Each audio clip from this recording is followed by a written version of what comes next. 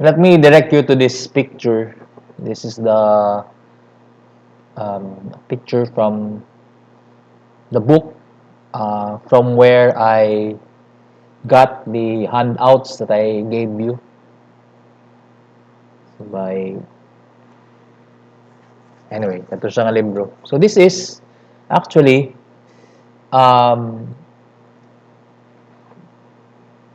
a way by which electronic thermometers can be used or can be set up so that it will be able to measure wet bulb and dry bulb readings. So although there are devices now that can actually measure relative humidity, um, but you can still use this. Like if you are really interested in the wet bulb and the dry bulb reading, you can use this setup. So this is this portion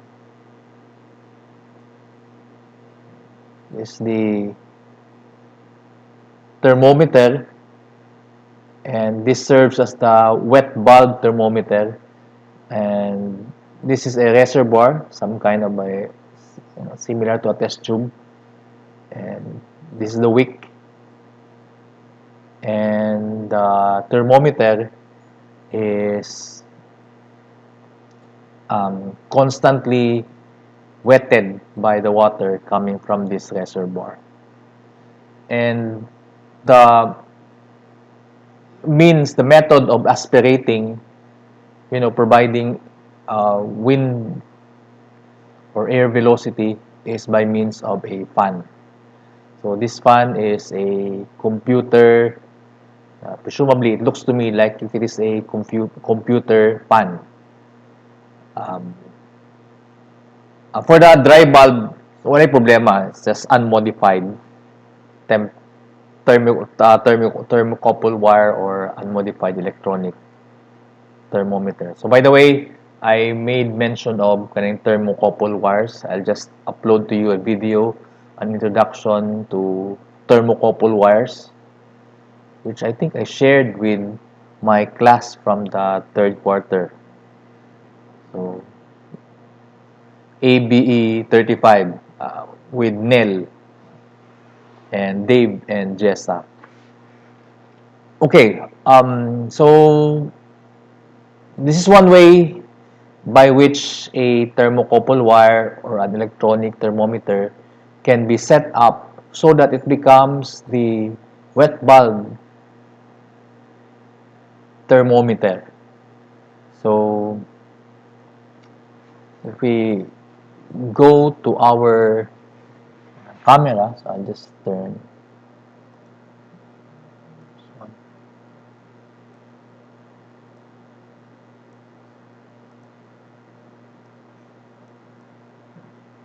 So this is our um, wet bulb thermometer using the probe for the probe of, or I mean the electronic thermometer, which is the probe of this data logger, and we're going to use the same fan that we used before,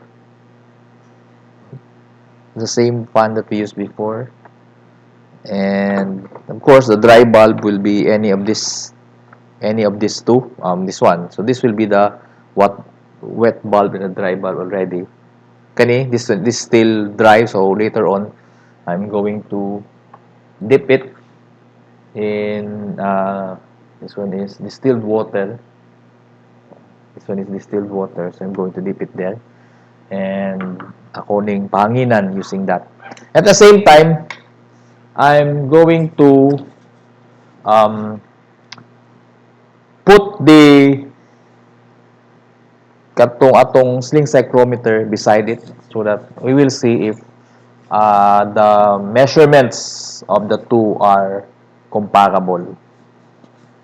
Okay, so let me pause the video for a while.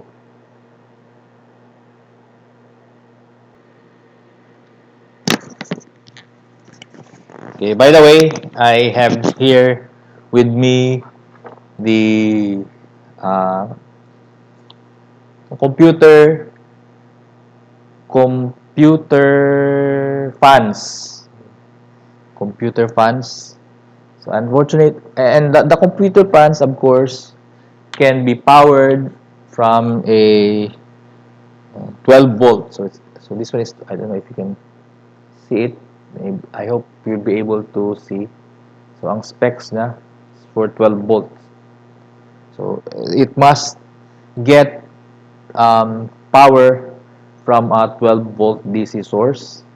And of course, if you have a katong multi-voltage DC power supply, so pwede na siya. But um, often, kaning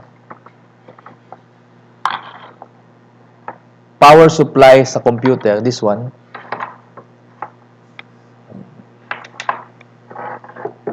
the power supply for the computer will provide that power. So let's see. Because of course diri man gyud na ginataod ang diri man gyud na ginataod ang ang mga fans sa sulod sa computer. If you take a look at this, I'm not sure if you can see it. So this camera, this my webcam. If you take a look at this one is 12 volts. So one of the so kani siya. So don't try this at home. You have to be careful with this because you might get electrocuted. Although this one, kani wala may kusog ng kuryente diri, pero you know, I think the yellow and the black provides the 12 volts, and the red and the black provides the 5 volts. So the black is the common, if I'm not mistaken. I haven't. I would have wanted to demonstrate this for you, but then it turned out that this power supply is not working. So I've already uh, set it up, but then the power supply is not working. Maybe some other time. Anyway, my point is really, single part of the engineering training is to, maybe the term is, you must be able to MacGyver things.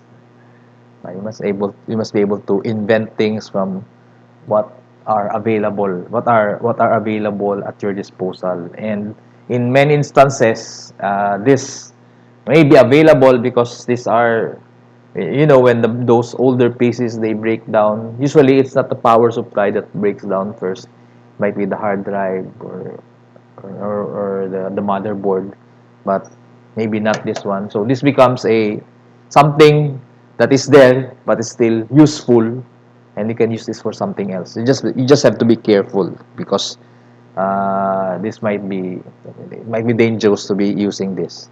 So yeah, you must be able to invent things from what are available. So part na siya sa engineering training. Okay, so isa pa. So let's try to demonstrate this already. So I'm going to pause the video for a while, and I'm going to wet all the wicks, and then I'm going to start the fans running, and then you're going to look at the display from the Picolog 6, and then tanawon nato kung comparable ba ang measurement na nakukuha sa electronic thermometer especially in terms of the wet bulb. So we're trying to compare kung pareho ba ang reading ni wet bulb na electronic thermometer and ni wet bulb na alcohol in glass thermometer. Kaya ang dry bulb, we have proven it earlier that kung gid siya, comparable gid siya, halos pareho ang measurement ni ni electronic thermometer o ni alcohol in glass thermometer para sa dry bulb reading. Okay, so let me pause this for a while. While I'm going to wet the wick and then set everything up.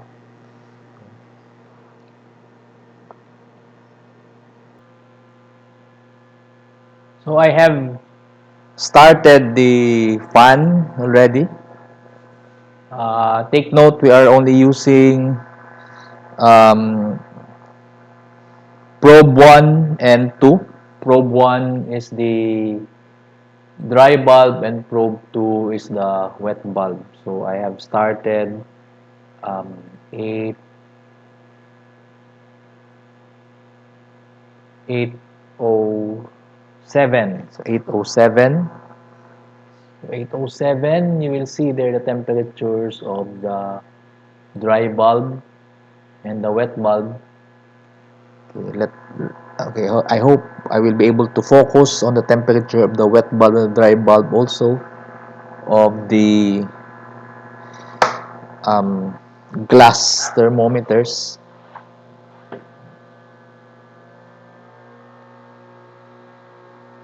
So I don't know if you can see it from there, but from my reading, it is also 21 and it's something like 27.5. 21 wet bulb, 27.5 dry bulb. Okay. So, see. So, di na ako i-pause. Let us use up the entire 4 minutes, similar to what we did before. 4 minutes na 4 minutes measurement time.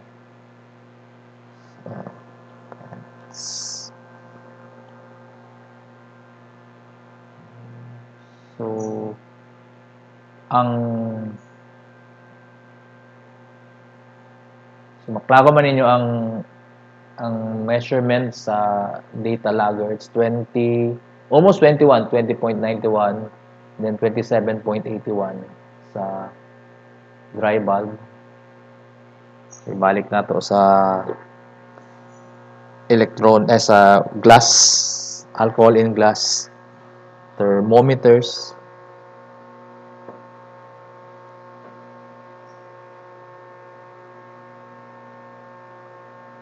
I don't know if you can see it clearly, but it is 21 wet bulb and then about 28 dry bulb.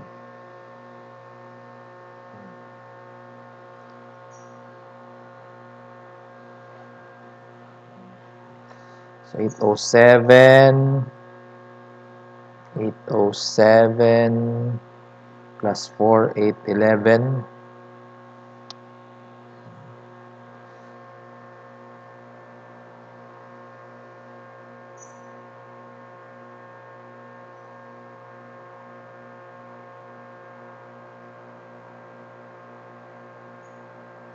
Of course, you can see also from the display ang measurements sa electronic thermometer. Channel 1 and channel 2 only. Channel 3, medyo dito sa layo. Wala akong yapil.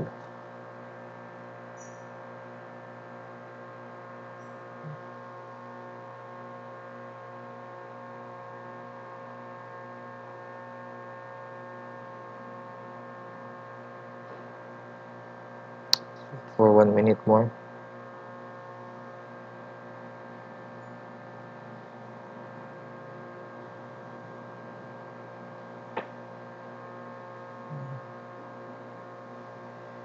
Isod ba ni?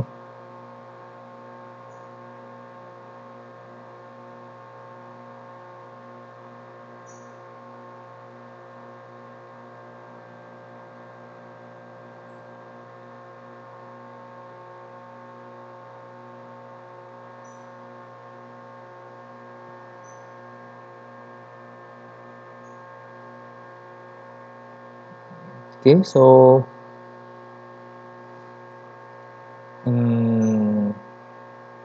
maybe wala naman nag-change. 8011, 8012 na gani. 812, 8012, 812 na. Si alcohol in glass is 21,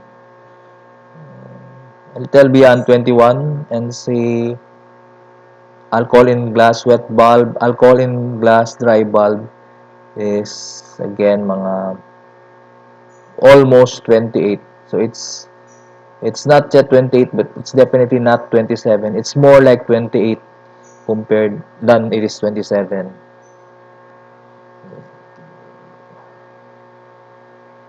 So I can't I, siguro you can read from where I am. I can't read the electronics reading. Anyway, at makita nato ni unya.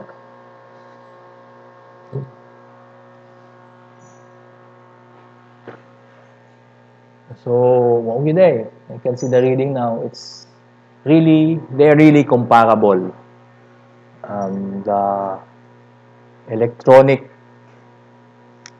thermometers and the alcohol in glass thermometer readings are really comparable, even if kanang sa um, wet bulb. Okay, I'm going to stop the video now. I think na kita ninyo ang point na of this experiment. So we will continue. I hope I'll be able to show more videos related to electronic means of measurement of temperature. Okay, so I'll stop here now. It's already, as I've said, almost 8:15. So I have to go home now. Okay, that's it for now.